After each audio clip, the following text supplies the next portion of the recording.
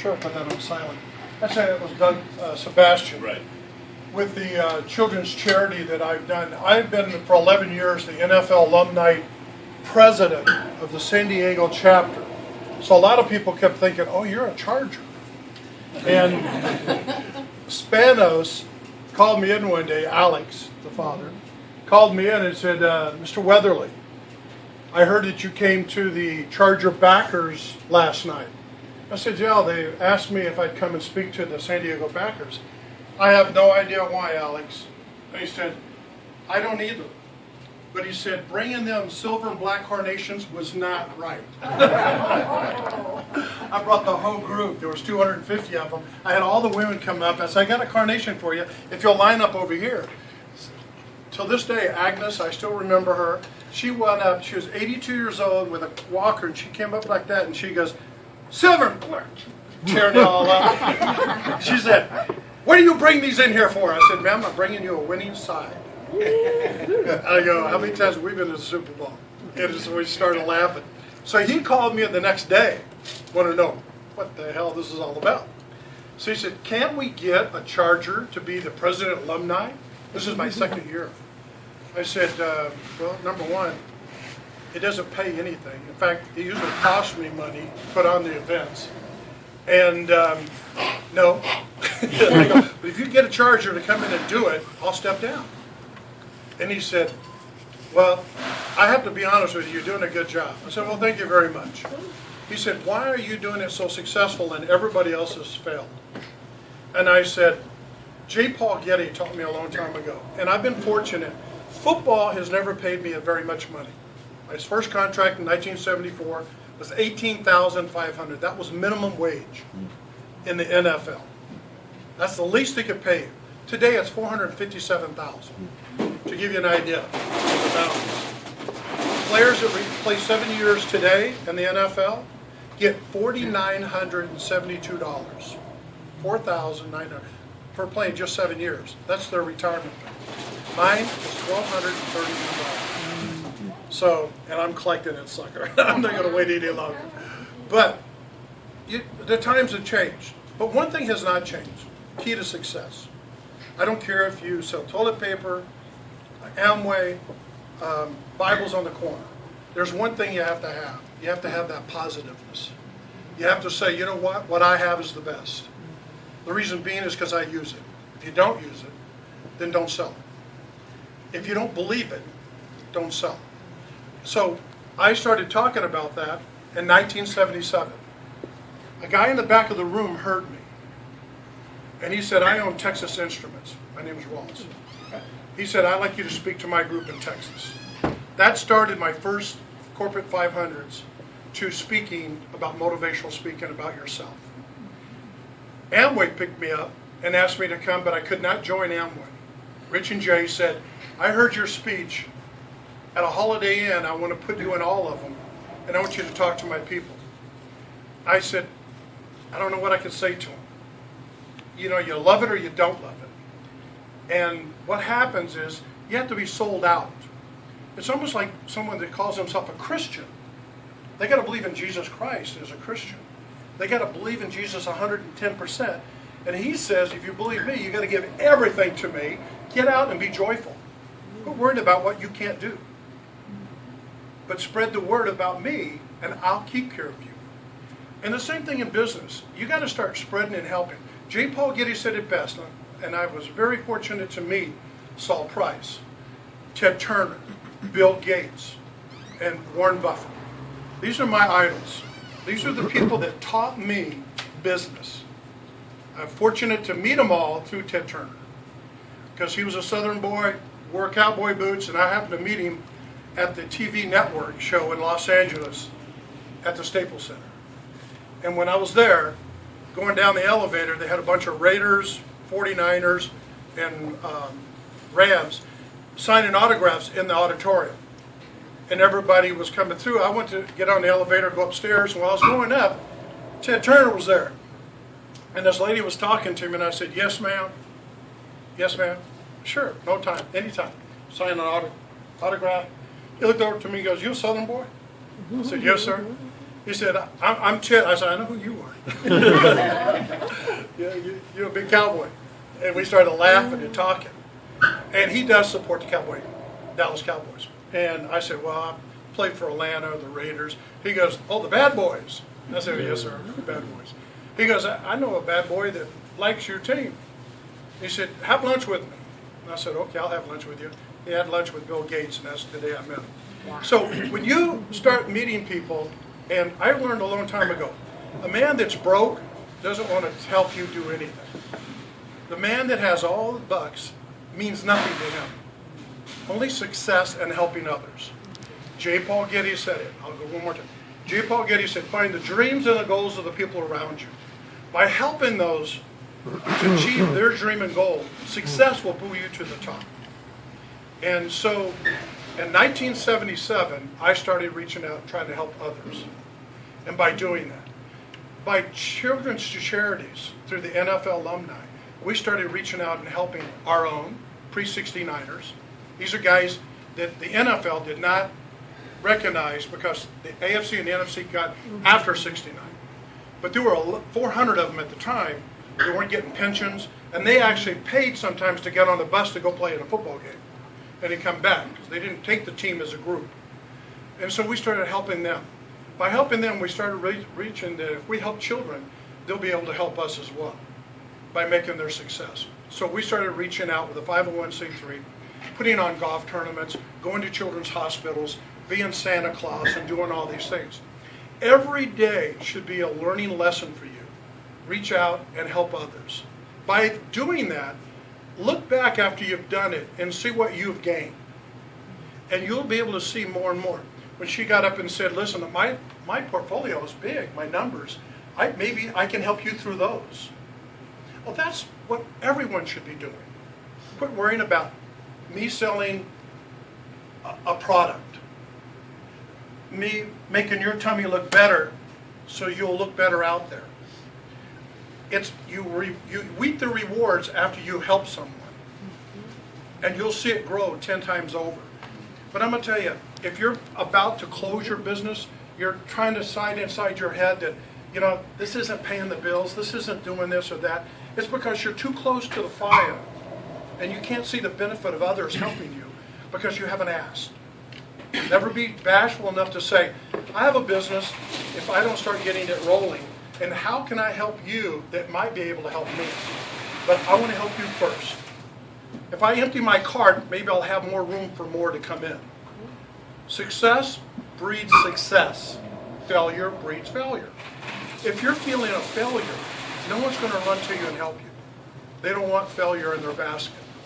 They don't want to help 10 people in wheelchairs when they need to run a race. But what they can do is say, look, I need 10 people on the sidelines rooting me and I'll run it. There's a big difference. And so success breeds success. Keep that in your mind. But one thing is, to get to success, you need to help someone else. You help 10 people, I guarantee you, out of those 10, 5 of them have something for you because you've done so much for them. You'll feel better, and it'll take your mind off of what you're trying to get done, and it'll automatically get done. The greatest thing is faith, and that's the hardest thing that man can do, is to have faith when people are knocking on your door or beating your door down. And if you have success already, and you're sitting on it and not helping others, I guarantee you're a successful winner because nothing's forever. You know, you go to the Super Bowl, it's the peak of NFL. It's great, but you got to start all over again, just like everybody else at the bottom the next year. You got to win more games, you got to do all this stuff over. Every time that you win a big contract or do something, you know the next day you got to start all over. But it's so much more fun when you have 50 people helping you. They say, Art, I appreciate you saying that the golf tournament was awesome. It wasn't because of me. It was, in part, I asked 110 people to help me with my golf tournament. And with that golf tournament, the 110 people were making these children's charity a success. They were making everybody else happy. Everybody else had a great day. They got a great gift bag. They got, all the sponsors were there because each and every one of my 110 people that volunteered went out and got one person and I had 220. That day we had 550 people on the golf course. The golf course goes, we've never had that many in our life on there. We've never had 5 vendors on every hole. We've only usually had 1. And I said, well, we're here for a party. We're here to celebrate what the children's charity is going to be receiving. And that's what it's all about. So every day you need to start writing down what makes you happy. What would make a difference? Yes, paying the bills. That's cool. But really, if I can help this person and that person, maybe I'll reap the benefit as well. Because it's guaranteed. You reach out and help others, you will succeed. If anything, you succeeded one more great, solid partner in business because you've helped them. No one's been helped in their business and everything else. And one thing is that you know a lot of people. We could all right now walk out this street and walk across and say hello to somebody and get their business card, their name, and what they do. It's that simple. It's just that we don't do that sometimes. We're sitting there waiting for something else to happen. Or we think that we know what's best, and that's the worst decision. We don't. Walk out like you're a brand new virgin of anything and everything. Tell me you just started this business. How long have you been doing it? For 20 years. But I just started. Because I've got a different look in life now. I am going to be successful because I want to help you. I want to help you. Each one of you, what you've done, each one of you could help me. And I know, by the look of this room, in my tummy, I could have it shrinking a little bit.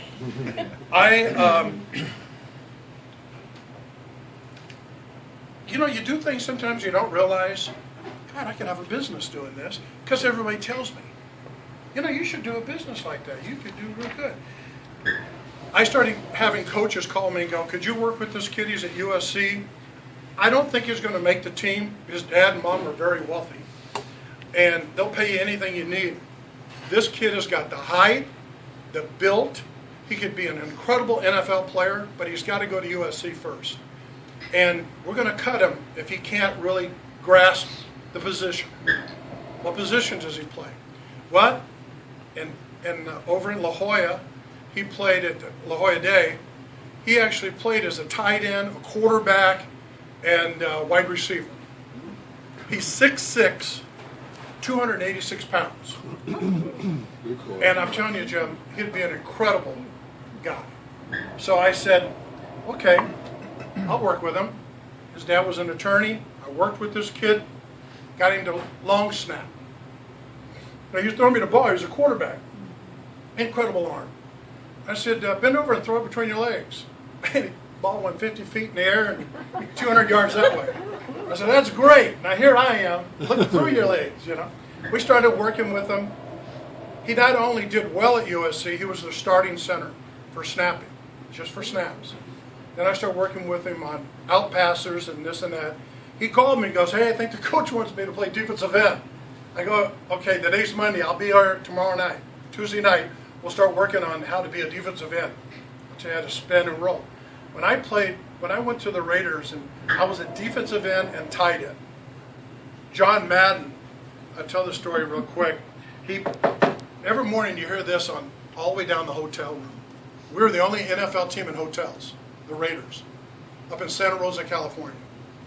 Everybody else was in college dorms. Now, what does that mean? In college dorm, a lot of you have been to college, right?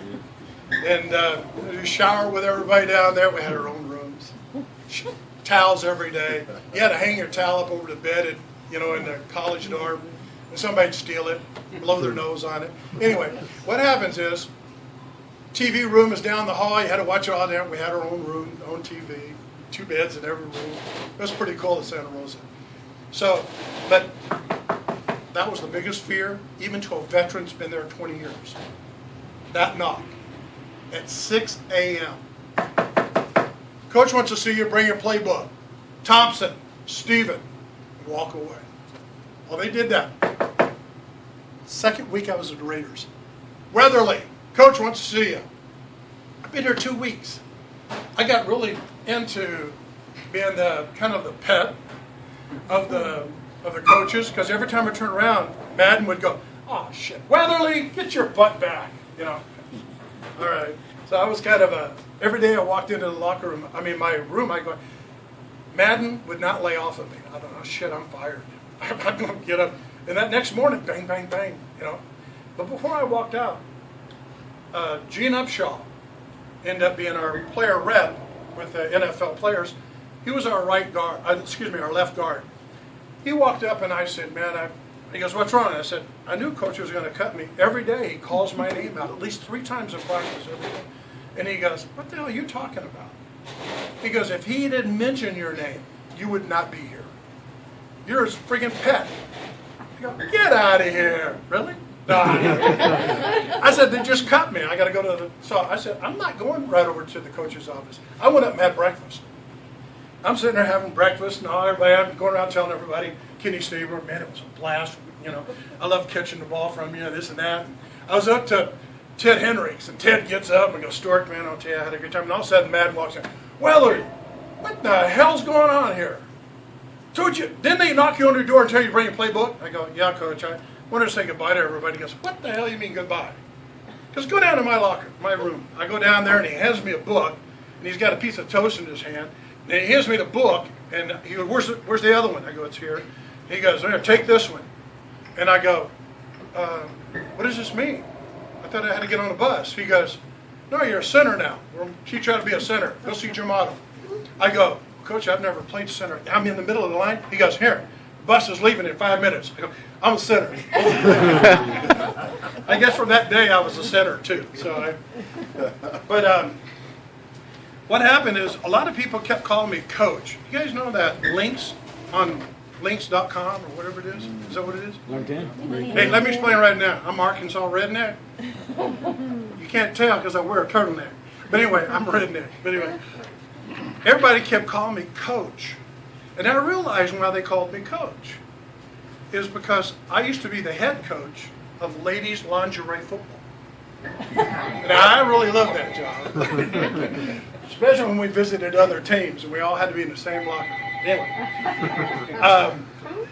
what happened is they started calling me Coach Jim. And I started working with young kids all the way up to husbands and wives teams to corporations. And I started getting them in shape, physically, mentally, while they were exercising. I would talk to them. They would tell me about problems they were having in their business, but they were actually running with me up and down stairs. Or we would walk in the beginning, and then we started jogging. And they would be losing weight, toning their bodies, getting their butt in shape, getting their legs in shape, so they could actually participate with their children and start having fun. Then I started doing parents in Palisades up in LA on Tuesdays and Thursdays for an hour and a half. I'd take these kids that were 14 years old, 6 foot high, 210, just big butterballs. And all they do is this. Little Jewish kids playing the game. He'd come out with his little bonnet on and they'd sit there and we'd talk, and I started getting them in shape. And pretty soon this kid went from 210 to 170. And facial changed, body changed, everything else. Well, I'm over eating donuts on the way up to LA, pizza, and all these things, right? So I weighed 315. Art said, hey, you lost a little bit of weight. I lost 26 pounds in 40 days. And I started using my own technique to get back to where I should be. Now I'm 283 right now. I'll be 277 in 3 more weeks.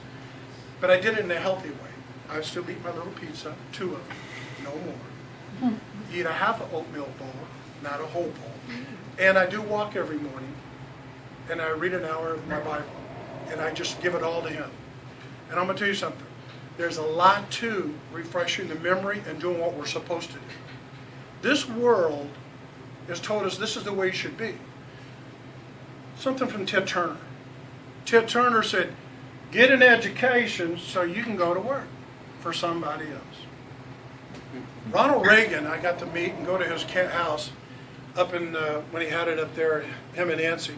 And I was only 21 years old. That was my 2nd year with the Raiders. And when I got to go there, he was going to cut a lot of his fencing off and with some of the barbed wire on it, and they're going to auction it off at his auction to raise money for their campaign. And so I said I'd come up and help him cut the poles, clip them and this, that. And I ended up being the auctioneer. And it was a blast. And when I had the entire Charlie Angels at that time being my co-host to help do the auction, and they would read the stuff off, or they would hold it up and walk around the room. And I was like in awe with all the Hollywood stars and everything else. But they kept telling me one thing, which Ted Turner kept telling me, is that too many of us think we have to have an education to go work for someone else. We have all the right in the world to work for ourselves. Get that education, believe in what you believe in, and if you don't believe in it, don't do it.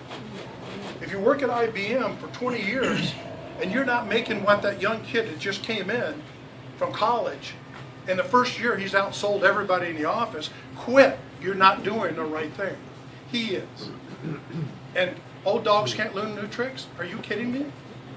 We're the best ones to learn old tricks, new tricks. I'm 60, I'll be 61 in April. And I want to tell you something. I have a 42-year-old daughter, a 40, 38, 22, 18, and 16. And I'm learning so much from my 18 to 16-year-old. I have grandkids the same age. And they're sitting there going, Dad, don't do this. Dad, don't do this. Dad, do this. And your ego gets in the way. Well, listen, you can't cash one damn check with your ego. It won't pay the rent. So I started learning new tricks. I started listening. And though I will still never learn Facebook, and I will not learn all the computer work and all that. It's telling me I can teach you this, teach you that. I don't want to learn it. I just want to get it done. But there are some things I still want to keep learning.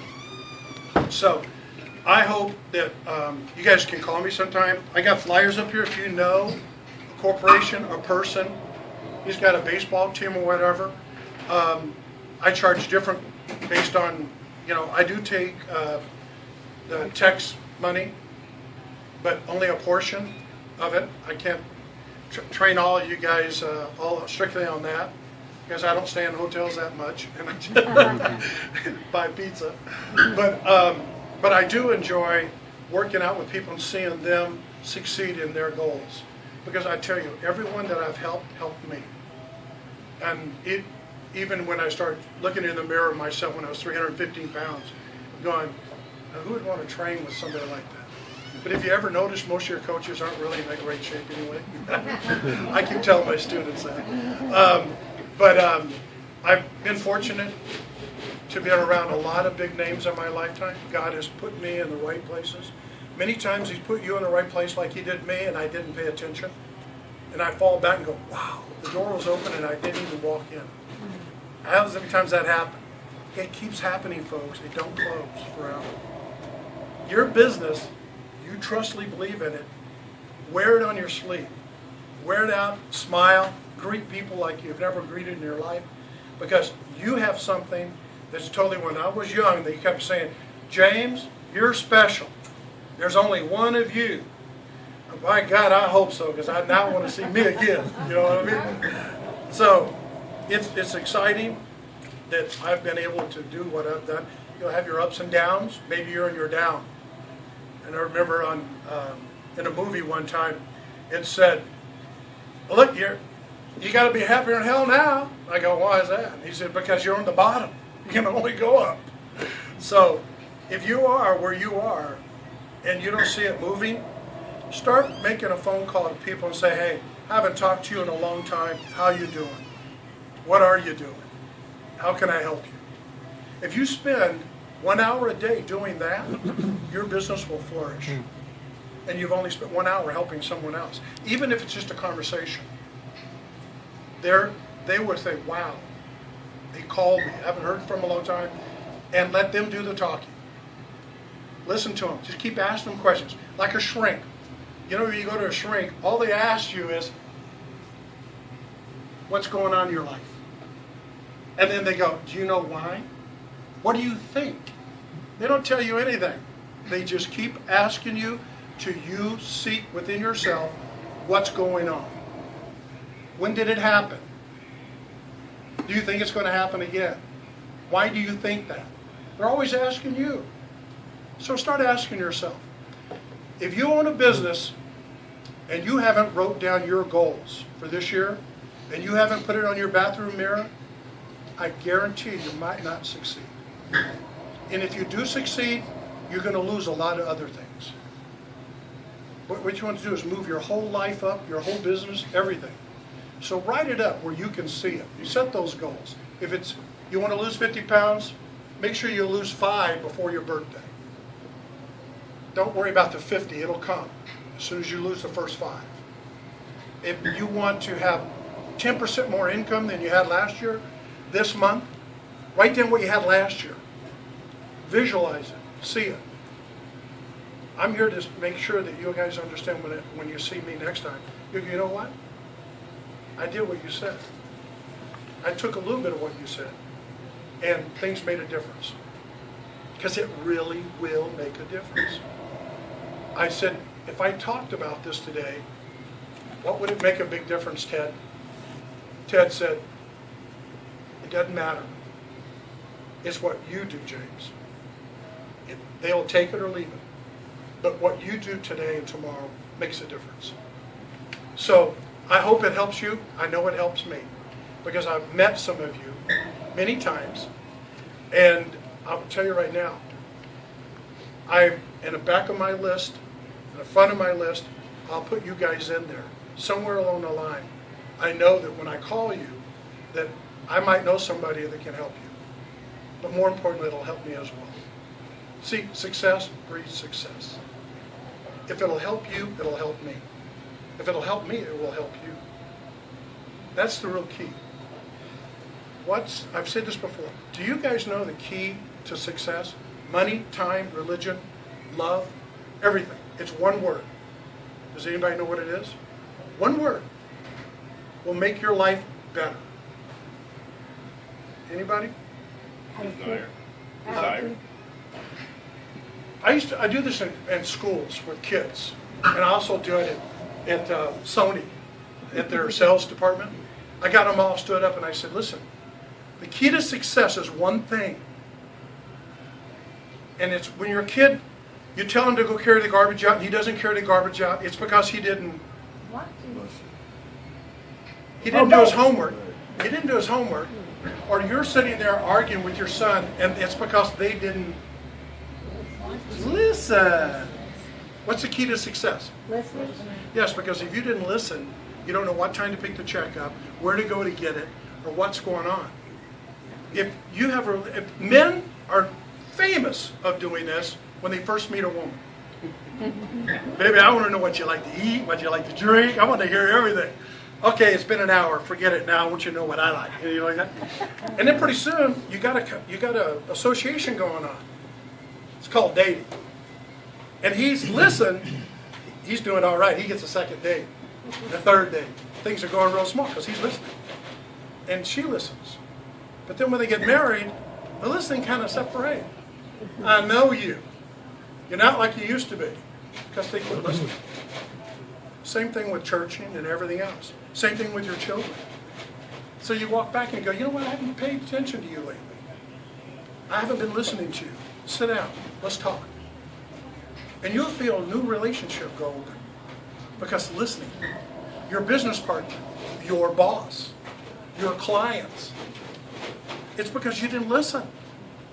They say they don't have time. They didn't like the product. You didn't listen. You just said, well, you know what, you need to try it again. No, you need to find out how they did it, what they used it on, why they don't like it. And sit there and say, you know, I've been peddling this stuff for a year and a half, and other people buy it. No one's told me they didn't like it, but they're reordering. Go back to the ones that are reordering and go, why do you like this product? Is it the price? Is it the quality? Do you not like me anymore? Start getting a relationship going again, but listening. And by listening, the key will open every vault there is. You got to believe me. It's the truth. That's the key to success. Money, religion, love, relationships, everything. You'll find out who hates you, who doesn't hate you, why they don't like this. Maybe it's a misunderstanding. And just simply say, you know what? I didn't hear you. I wasn't listening. Please give me another chance. I know my relationship can get better. I know that my product is better. I wouldn't be doing it. Other people are buying it. I'm going back to find out why they're buying it. I'm going to take their testimony and tell you why they are. Because we all need something in this world. Toilet paper, pizza. We need relationships. Why God took a rib out, made man and woman so he could have some relationship, so they both could quarrel all the time. So, good, bad relationships is a relationship. To make a good out of a bad, you got to find out what you did wrong. You got to admit that, hey, I'm hard-headed. Things can get better, or if not, at least you'll understand why they did. And move on. We're all built for success. It's us that is setting the failure.